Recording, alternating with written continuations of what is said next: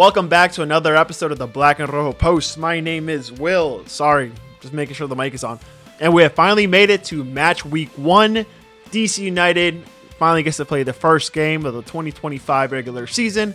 7:30 p.m. this Saturday versus the Supporter Shield winners, Philadelphia Union. Major League Soccer, their Instagram page, not sure who published it or how they ended up, but this is what they picture DC United starting 11 to look like this season.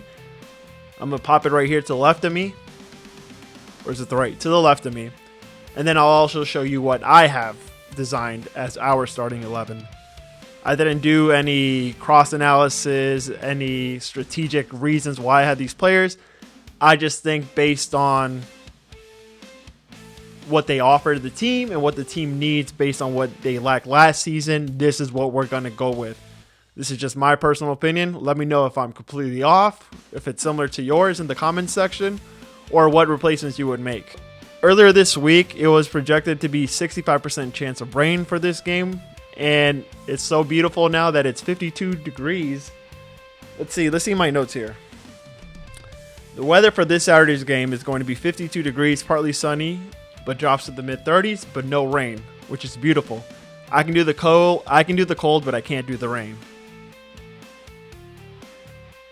So it seems like United is struggling to fill out the home opener, which usually the home opener is probably one of the most attended games for any MLS team, just for the excitement to see your new squad. But for this one, they have multiple ticket options and promotions going on. So they have Celebrate the District with $20.20 tickets, corner sections 111 through 114 and section 120 are eligible for this promotion. Then they have this one, which I personally like, Kids Fly Free. Join them at Audi Field to take on the Philadelphia Union. And you'll be the first fans anywhere to meet the new and reimagined Talon, making his debut at our home opener. So to bring some excitement outside of our DPs, we have a new mascot now. Kids get in free with the purchase of a companion ticket available throughout the stadium except premium and supporter section. So I personally like that the fact that they're letting kids in free to experience the game. Economy is rough right now. Ticket prices just increase every year and the product stays the same. So I think this is a great move by United to have a kids free ticket promotion. And then the third one is First Match on Us. You have to text the word first to 202-600-2022.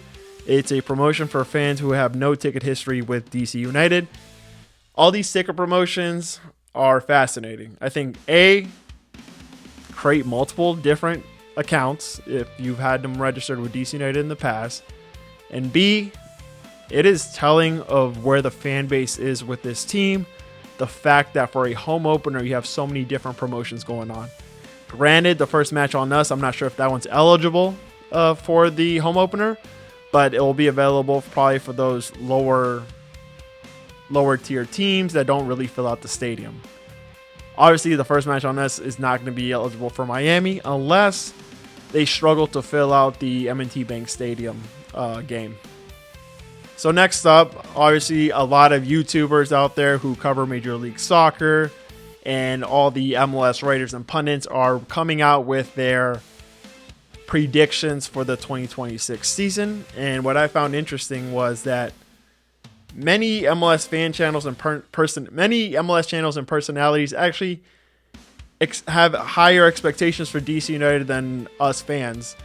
I've seen some calling us a dark horse to sneak into the playoffs, and others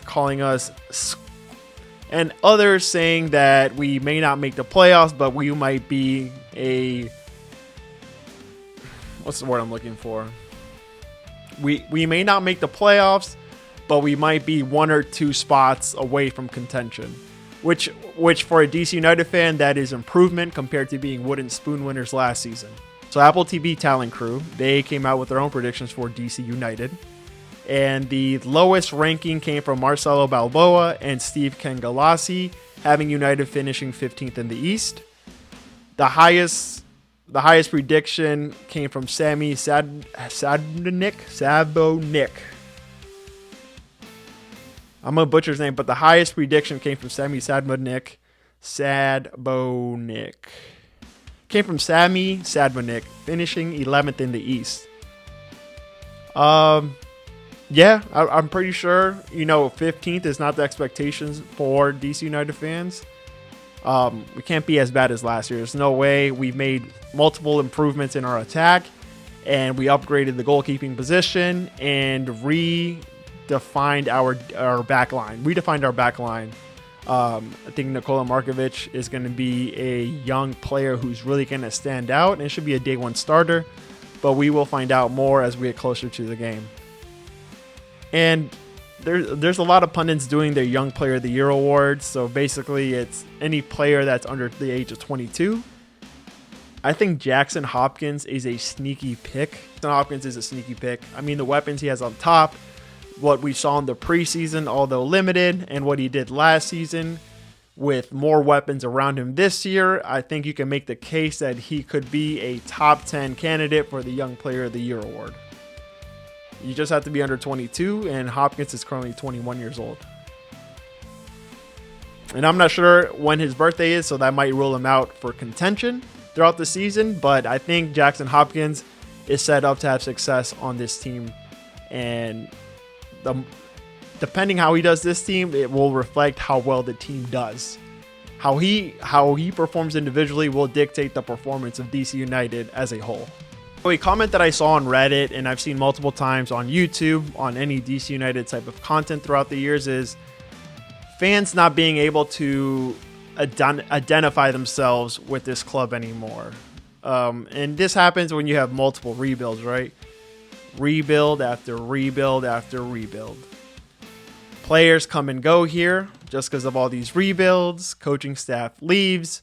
And it's been difficult for people to really understand what the culture DC United is trying to build. Since the days of leaving RFK and Audi Field, we had that glorious, debut season in 2018 with Rooney and Lucho. But since then, it's felt like, who is this club? What is the identity? Can I even get behind this club? And United's probably lost a lot of fans because of this. I mean, we can understand not being good, but it's what is our culture? Right now, our culture has been losing, not getting the players we need, and just letting go of coaches after, albeit Ben Olsen was a very long tenured head coach here, but what is DC United's culture? I'd be interested to know what you all think in the comments section. So to get people better acquainted with our team and get to know to get the fans better acquainted with our team, I'm doing a 3-part series where I do a position by position breakdown. And we're going to start off today's episode. We're going to start off with our first position, the forwards. Who's going to score goals from DC United? Last year we scored the least amount of goals. This year I expect us to score 40. I think last year we finished between 30 and 33. This year my expectation is anywhere between 45 to 50 goals. And this particular group is going to be the reason why we hit that number. We will start with the headline signing of the offseason, Luis Montaigne. The 23-year-old Romanian striker arrives from CFR Cluj for an initial fee of around $7 million, potentially rising to $10 million with add-ons.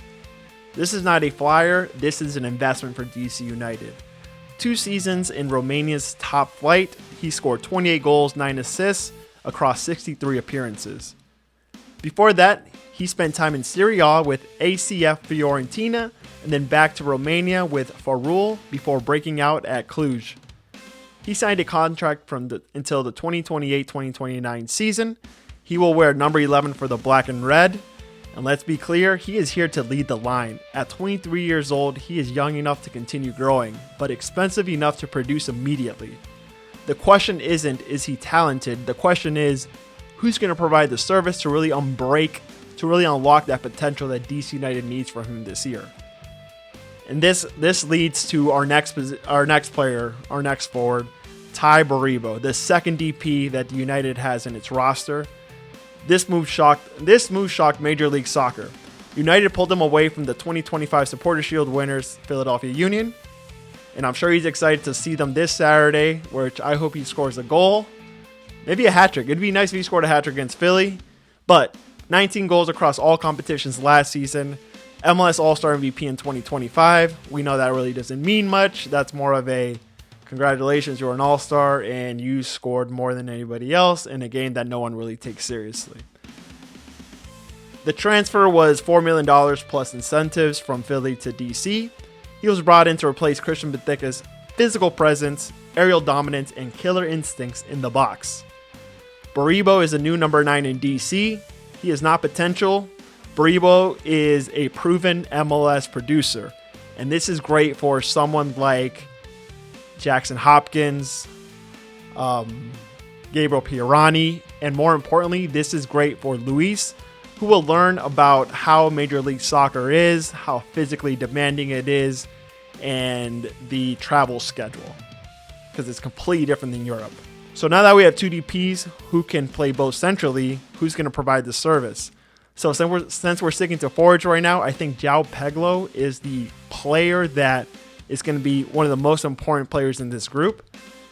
He enters year 2 with DC United, and he is a creative, flashy, unpredictable, but can stretch defenses. In 21 starts last season, within 24 appearances last year, he scored 3 goals and 3 assists. The numbers aren't shocking. They aren't going to wow you, but it was a down year for the club overall.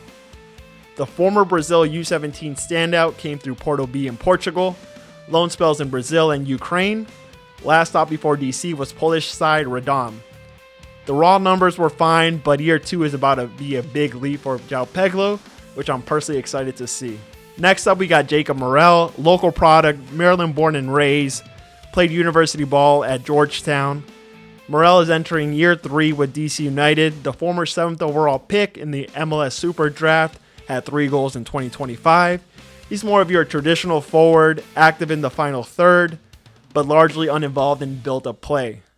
He's not a creator, but he is a finisher when given the opportunity. It's going to be interesting to see what kind of role he has for DC United's stacked group. Next up, we're going to continue with the youth. We have Hakeem Karamako, drafted 10th overall in 2025. The North Carolina State product spent time on loan with Loudoun United last season before returning to DC United back in September. 9 appearances with Loudoun, 5 with DC. He's still searching for his first MLS goal, but he's a nice developmental piece with extreme athleticism. And to finish out this group is Gabriel Siegel. He's a local product as well, coming from Bethesda Soccer Club roots. I used to work at Whole Foods in Bethesda and Chevy Chase, and I remember seeing all these kids on the weekends with their Bethesda soccer jerseys, and I was truly jealous just because, I don't know, you got to have some serious... I'm not sure if it was paid to play. I'm pretty sure it was, especially for like Bethesda. But yeah, these kids will come in and get some organic strawberries right after the game. Time in Germany, he spent with FC Cologne 2, MLS stops in NYCFC and Houston. During his time there, he also bounced to their NYCF 2 club and Houston Dynamo 2 club as well. Now that he's closer to home, it'll be interesting to see what his role is with this club as well. More of a journeyman, but hopefully he gets some well-earned minutes with the club. So what's the identity here for this group? We have 2 DPs in Luis and Baribo, 1 high upside year 2 winger in João Pedro, and we got a couple of local pieces that are young and hungry to showcase their skills for DC United this season. I'm excited. I think that this group is going to be the linchpin in our success, and it all will be dictated by the midfield, who will provide the service for this team. I think. And I'm no rocket science here, and I'm not saying anything that's going to sound extremely like, wow, what a great point there, Will. The service the midfield provides is going to be the reason why these guys have success and the reason why DC United might sneak into the playoffs. I'm just excited that we have 2 big names. Not 2 big names, but 2 DP forwards on our team. We spent the money, we spent the capital, we spent the DP tag on them. We better get some results in our ROI, or it's going to be another sad 7 years straight with no playoff appearance. This is Will with the Black and Rojo Post. Make sure to like, subscribe, leave a comment, and I'll see you on Saturday.